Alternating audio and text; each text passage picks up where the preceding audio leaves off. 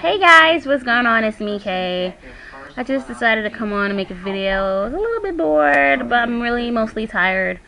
So I was on verticalsleeptalk.com just asking questions because first I had thought that after the surgery I wouldn't be able to drink a lot of liquids, and I got it cleared up that you will be able to drink liquids. I mean, of course there's going to be some kind of change, but it's not that much of a big change because for me, my habit is I don't really drink when I'm supposed to drink. I would wait until last minute when I'm like super thirsty.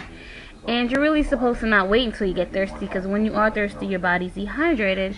So that's what I used to do. And let's just say, because I used to work out and I have plans on working out. When I'm working out, I can finish a really big bottle of water. I do drink in between, and I do drink after. So originally, I just thought for whatever reason, like I can only drink 2 ounces at a time. And I would just be like, oh my gosh, I'm gonna die, if I'm this thirsty. But like I said, it was cleared up. And I was watching someone's video on YouTube, and they had the gastric bypass though. She lost super amount of weight. She was, I think, about 250 at the beginning of her surgery. Well, how I saw it was on the side of my page, and she was crying. She was having a breakdown, and it's just crazy. She went from that to like 107 pounds. And it's for her, you can tell obviously, because I think she was really small before, so that's how her body does naturally. So of course me, I was just like, ooh, I was thinking gastric bypass, because in my mind, I'm thinking I just want to lose the most amount of weight as soon as possible, like everyone else who would have weight loss surgery. So of course I was like, I forgot the reason. I was like, there's a reason why I didn't want to do bypass, and it was because of the NSAIDs and the fact that even after the 2 years, when your body repairs itself, that you still, although it stops the malabsorption stops after 2 years, it's the fact of the matter is that you still have to be on top of the vitamins, And like I said, my main thing was you can't take NSAIDs, because the reason you're not supposed to take NSAIDs is because the rest of your body is blocked, and you can't really, have an x-ray or really full look of your stomach. So of course I came back to the VSG world. It was just a thought, So, but I can't say then after that I was like, I went back to the thought of the DS, but I went online and I just was like, I wasn't cool with, okay, obviously you have to take a whole bunch of vitamins. Currently I take B12, not because I wasn't prescribed to, I just take it for energy, in which I need to take calcium. I need to take iron because I'm anemic, and I have to take a multi, which I haven't as yet. But with the DS, you have to take zinc, you have to take vitamins A, D, B12, and A, D, and I think K, along with the other ones. And I'm just like, that's way too much, and it can get really bad if you don't take your your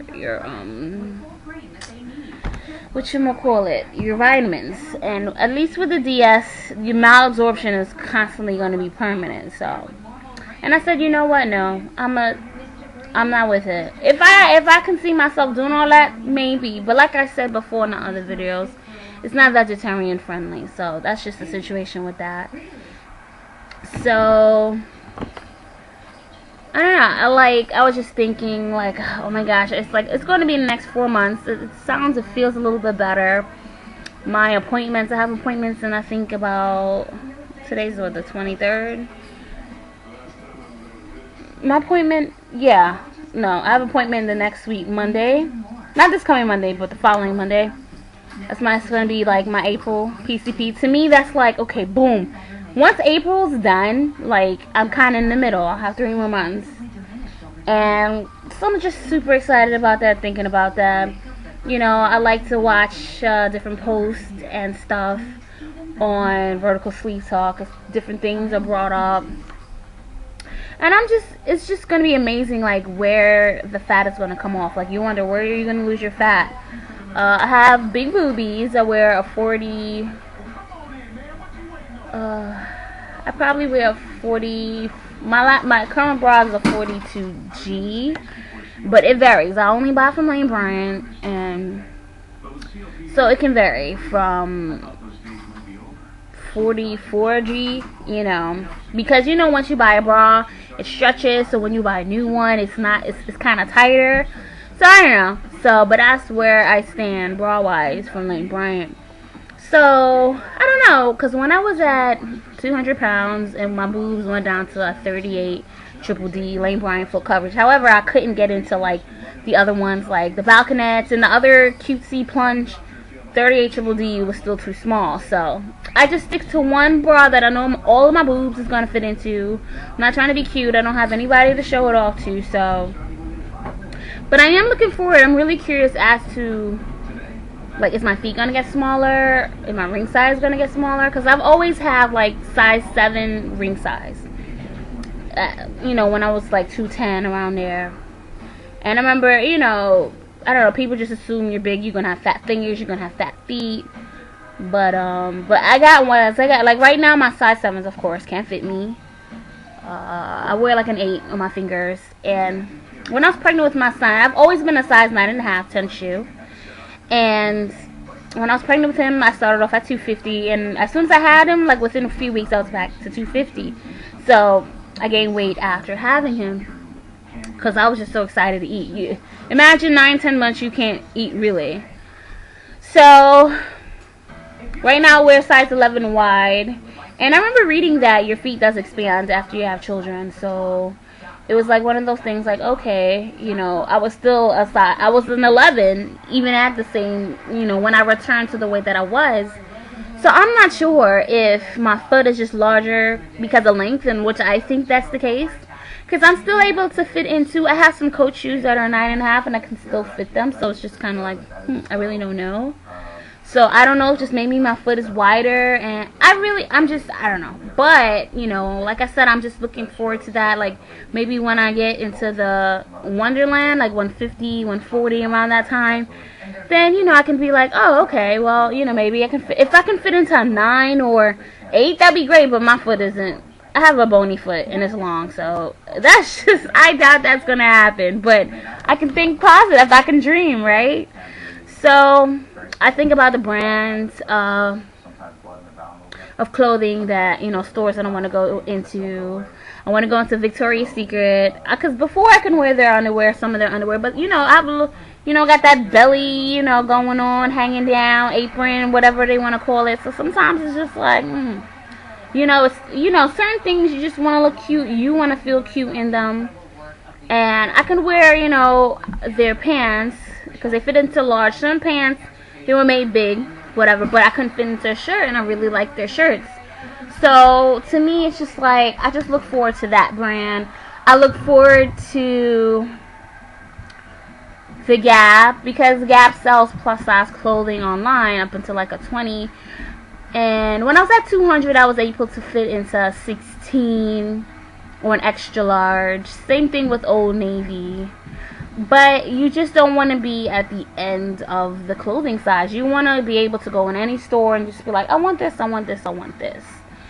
So besides Old Navy and the Gap and, you know, H&M, I was able to fit it into an 18 or some 16s. I'm more top heavy than bottom, so, you know, the pants is usually smaller than the top. But Abercrombie, I mean, it's just like any store that you might see on 34th Street, that's what I want to be able to wear and just be like, okay, cool. Aldo, well, that's a shoe store, but their shoes are really run narrow, so I don't know. But I was thinking Alloy, and I used to get like magazines, because they're a junior magazine, you know, clothing seller, whatever. But to me, it's just like, I'm still in my 20s, and this surgery is going to be like a rebirthing for me, and I just want to look and feel young. I'm going to be at Hot Topic all the time. I'm just going to enjoy myself. And because I remember randomly, you know, I watched the Braxtons, and Tamar is the youngest, and she's old. She's like 34, and it's just like she still acts youthful. You know. So I kind of want to get that back. I do. Sometimes I feel old, especially because I'm a mom.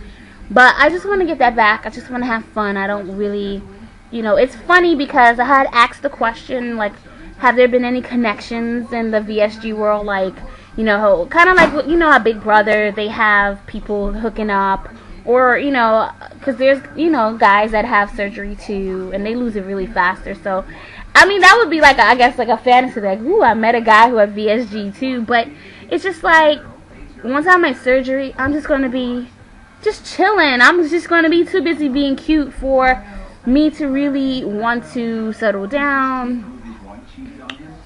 So it's like whatever at this point. I'm just super excited. I want to get my bike. That's all I keep talking about. And that's what I want to do. So I guess this video was to just tell you what I've been thinking about. And I want to know what are you waiting for? What are you expecting? What are you for pre-ops, like, what's your biggest thing that you want to buy? Or like, what brands, like, what do you think about? What do you imagine, like, okay, when I'm skinny, this is going to happen? Like, what is going on in your brain? What are you looking forward to? I know also I'm looking forward to being able to run and not have so much boobies going on. And I can run fast, and I've always been the kind of person where people would doubt, like, oh, you know, she can run. Like, wow, you can run for a big person. I'm like, yeah, you sound pretty stupid. But it's just like, I want to be able to run and just do certain things, push-ups. I just want to, it's just going to be about me just testing my body and taking my body to, like, all-time high and pushing my body to the limits. And I had a posting on Vertical Sleeve asking people the same thing I had asked you in the other videos, like, what are you gonna buy, stuff like that. Somebody was like, don't buy clothes until you're there, because you might not ever get to that size. But she doesn't know me.